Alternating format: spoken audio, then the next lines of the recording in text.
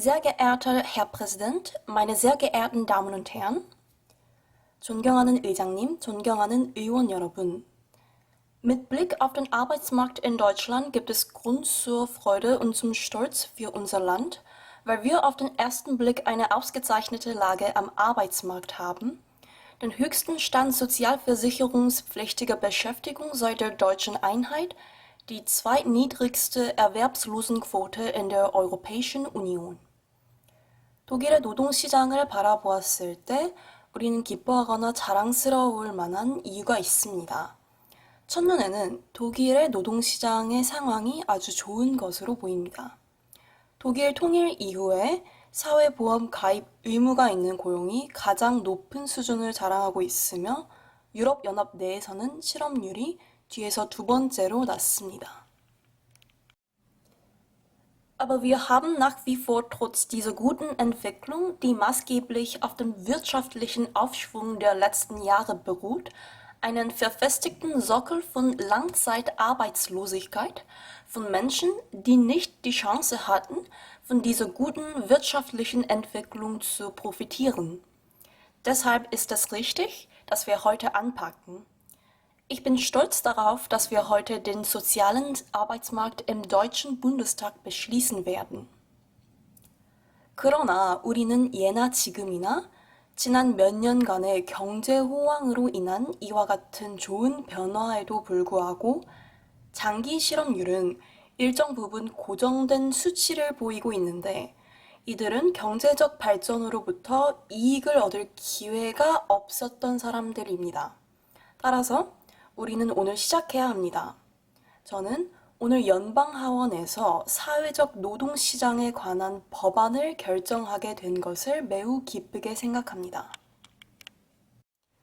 Wir reden hier über Menschen, die es aus sehr unterschiedlichen Gründen schwer hatten. Darunter sind Menschen, die zwar einmal eine ordentliche Ausbildung abgeschlossen haben, aber deren Betrieb in einer Region, in der es Strukturwandel gegeben hat, eingestellt wurde. Diese Menschen haben den Anschluss verloren. Wir reden auf der anderen Seite über Menschen, die manchmal in zweiter, dritter Generation den Zugang zu Erwerbstätigkeiten nicht hatten. Wir reden über alleinerziehende Menschen, über Leute, die ganz lange aus dem Beruf heraus sind und die besonderen Hilfen brauchen, und zwar keine kurzatmige Maßnahmen, sondern eine längerfristige Perspektive auf sozialversicherungspflichtige Arbeit. Diese Perspektive schaffen wir heute mit diesem Gesetz. 오늘 이 자리에서 우리는 다양한 이유에서 어려움에 처한 사람들에 대해 이야기를 나누고자 합니다.